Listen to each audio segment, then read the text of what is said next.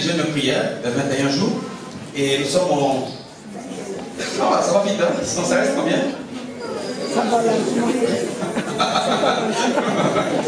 Et je vois Madéo commencer à m'aiguiller. Ça va lentement. Madéo et pas Odette. Ça commence à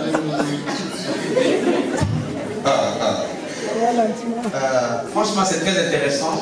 Et comme Pasteur Robert l'a dit, je le suivais dans la radio, à la radio, pardon, on était dans la voiture. Il a parlé de choses très importantes que j'avais parlé la semaine passée. Donc, il a touché un petit peu sur l'importance du jeûne de prière. Au premier niveau, ça aide ton esprit à te rapprocher plus de Dieu. Au deuxième niveau, ça aide ton âme à te libérer des œuvres de la chair. Et pourtant, Papa Simon a parlé ici, nous devons marcher dans l'esprit pour que nous puissions faire les œuvres de la chair, pour que nous puissions nous détacher les désirs de la chair. Maintenant, si vous pensez que vous allez vous détacher des désirs de la chair d'abord pour être dans l'esprit, vous avez un problème. Parce que vous ne pouvez pas vous changer de vous-même. C'est comme ça qu'on vient à l'église, mes chères sœurs et frères, mets Android à côté, nous en avons aussi. Donc mets ça à côté, écoutez 1 minute, 2 heures, 1 heure, rentre à la maison, continue avec ton Android. Comme ça, tu as un temps où tu peux te concentrer sur les choses de Dieu. Amen, amen. Je sais qu'il y a la Bible, je connais, mais nous avons cette Bible aux écrans. Je crois.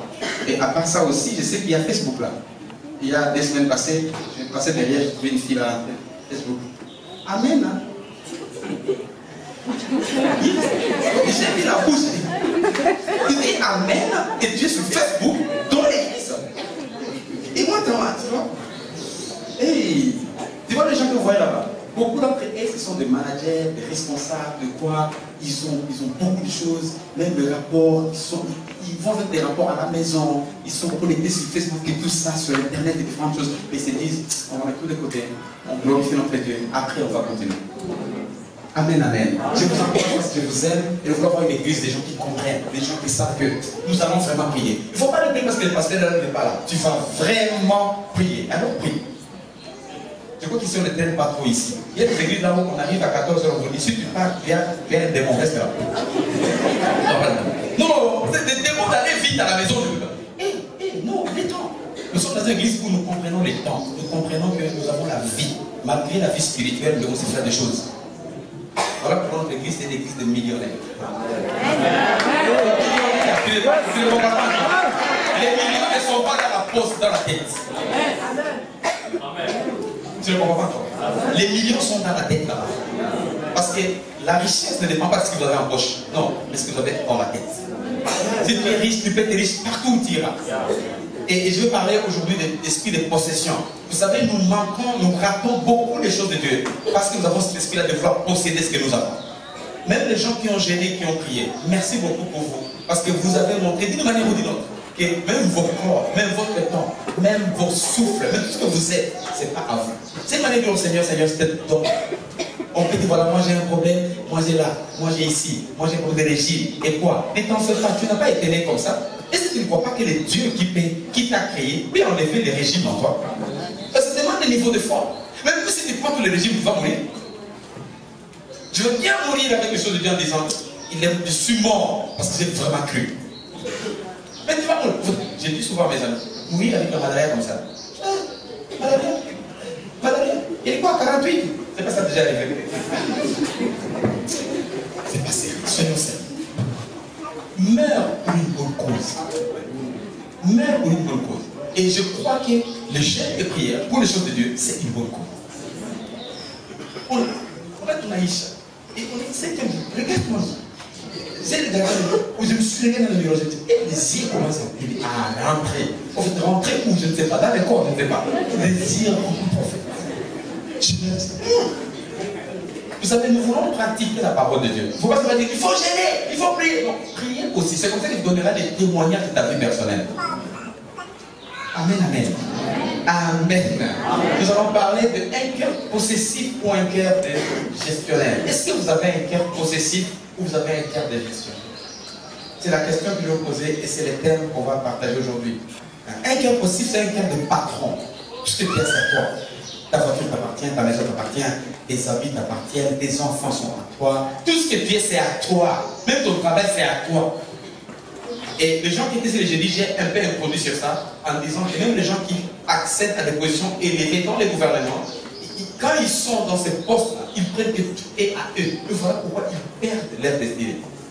Beaucoup de gens dans ces pays, comme nous on est nés à la période de Mobutu, toutes les personnes qu'on avait connues comme des grandes personnalités influentes, ce sont des gens qui ne sont pas établis aujourd'hui, ils ont tout perdu. La tendance c'est que, bon, c'est à nous.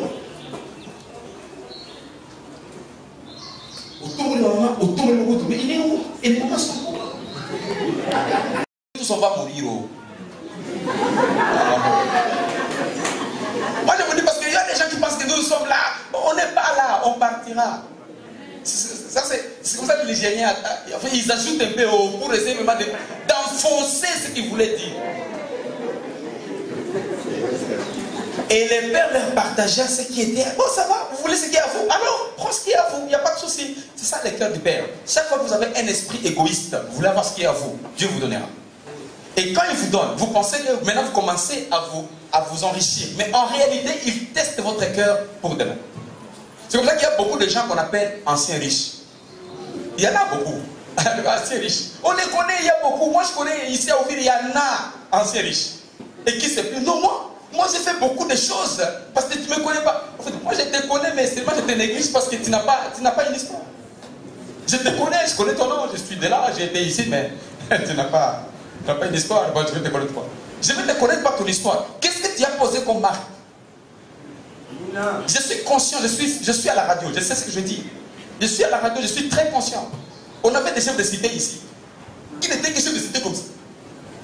Et à leur départ, il n'y a rien. Même les bureaux de cité, c'est plein d'herbes comme ça. Mais soyons sérieux. Je l'ai dit, je suis conscient. Nous sommes une église, on ne sera jamais politicien. Mais nous sommes les éducateurs de la société. Et c'est notre travail. Et nous devons le faire. Amen, amen. Je sais que vous avez peur. Amen. Amen. C'est pas vous qui parlez, c'est moi. Vous avez peur. On continue. Verset 13. Mais nous sommes les éducateurs. Si un enseignant ne dit rien, maintenant vous ne faites rien. Et c'est comme ça que l'église, et j'aime souvent ce que le maire adjoint dit souvent au pasteur, on m'a sur 20 dans ces pays. Je reprends encore une fois pour vous souvenir. Quel que soit votre état, que vous soyez homme ou femme, riche ou pauvre, moyen ou tout ce que vous voulez, les difficultés arriveront toujours. Les difficultés vont arriver. Beaucoup de gens, quand ils sont en difficulté, ils ne voient plus Dieu. Seigneur, tu m'as laissé. Il ne t'a pas laissé. Il est là. Mais tu n'es pas le seul sur la terre. Amen. Hein? Aidez-moi à dire aux voisins, tu n'es pas le seul sur la terre. Aidez-moi à dire aux voisins. Non, tu n'es pas le seul sur la terre. Donc si tu as encore quelque chose aujourd'hui, il faut bien gérer la chose. Parce que demain, ça va passer à une autre personne. Et si tu n'as pas géré ce qui est à toi aujourd'hui, ou si quoi Mihali Kobeki. Franchement, tout le monde ici a eu un jour, des jours bons, des jours nouveaux, des jours prospères, des jours établis. Tout le monde parmi nous. Nous connaissons des gens dans nos familles. Et vous allez nous dire quoi? On a touché tout ça, des voitures, des... Mais là c'est où? Vous avez touché tout ça, gloire à Dieu. Mais là c'est où? Et c'est comme ça que si nous ne gérons pas bien les moments difficiles, quand le moment difficile, ou le moment facile, pardon, quand le moment difficile va arriver, on aura difficile à vivre. Gérons des bons moments convenablement. Quel est le moyen, quelle est la paix, quelle est la position, quel te voyage, tout ce que tu peux avoir, que ça ne puisse pas t'enorgueillir, que ça ne puisse pas changer ta façon d'être. Reste comme ça, sois bien, bénis les gens, garde un bon cœur et attends ce que Dieu va faire avec toi. Je parle d'un cœur possessif et un cœur de quoi? Et un cœur de gestion. Quand on a un cœur possessif, on pense que ça va être chez moi tous les jours jusqu'à la fin. On te ment, Satan te ment, Satan te ment. Quand on va ouvrir ta porte comme ça, tu vas rester nu. S'il vous plaît, quand le Seigneur te bénit, quand tu vois quelque chose, n'ayez pas un esprit possessif et un esprit qui libère. Et là, ce garçon il a trouvé, il était possessif, il avait tout maintenant. J'ai tout. Moi j'ai tout là. Et puis il est parti. Et l'égoïsme a commencé à produire des choses. Produire des choses. Enfin, c'est fini. Maintenant, ce qui arrive, c'est quoi? Il va rentrer au verset 15. Il alla se mettre au service d'un... Moi, j'ai aimé ces garçons. Il y a beaucoup de gens, quand maintenant ils arrivent dans un moment difficile, la première des choses qu'ils font, c'est fuir. Je ne peux plus rester à Ouvira. Ici, les gens vont me négliger, vont voir que je ne suis rien, je vais à Goma. Même si tu vas à Goma, en fait, ils transportent la malédiction sur toi. Ne pensez pas que c'est à Goma que ça va marcher. Ne pensez jamais que c'est à Kim que ça va marcher. Ne pensez jamais qu'à Bukavu ça va marcher. Partout où tu iras, jusqu'à ce que ce moment, cette saison puisse prendre fin. Parce que c'est la saison. Tu n'as pas bien géré la saison de problèmes. Maintenant, la bonne saison, la saison de quoi? De vache grasse. Tu n'as pas bien géré. Maintenant, la vache maigre arrive. Même si tu vas où, ça va te rejoindre. C'est sur toi. Ce n'est pas aussi, c'est sûr. Quand je voyage, est-ce que je laisse ma tête à ouvrir? Quand je voyage, ma tête reste à ouvrir. Tu vas mettre ta tête, et c'est sur ta tête. Il était bien. Donc, quand le moment difficile arrive, travaillez. Travaillez seulement. Même si je te dis travailler là-bas au portail, travaillez. Ah, moi là, je suis licencié, je suis gradué. C'est moi là, je suis ingénieur. Comment on peut me mettre là, moi? Et la bouche, tu ouvres, tu vas travailler. Et si tu refuses, le monde te fera travailler. C'est la période des vaches maigres. Vous allez vous mettre là. Sinon, vous allez mourir. Donc, si vous ne gérez pas très bien, ça peut vous emporter. Tu vois, il y a des gens qui meurent par stress. Tant mieux mourir que rester comme ça. Moi, je peux mourir. Et deux fois, maintenant, c'est bien si tu mourais à ce moment là-bas. Mais si tu ne meurs pas, tu souffres encore plus. C'est bien. Voilà pourquoi la mort, c'est une solution durable pour un problème momentané. Si tu te cherches, moi je vais me suicider, je veux mourir, je veux prendre quelque chose, je veux vraiment me tuer. Mon ami, tu cherches une solution durable à un problème momentané. Les difficultés peuvent arriver, mais c'est momentané. Ça va changer, ça va passer. Maintenant, il faut collaborer avec la difficulté. Et là, c'est travailler à n'importe quel niveau. On descend au verset 16.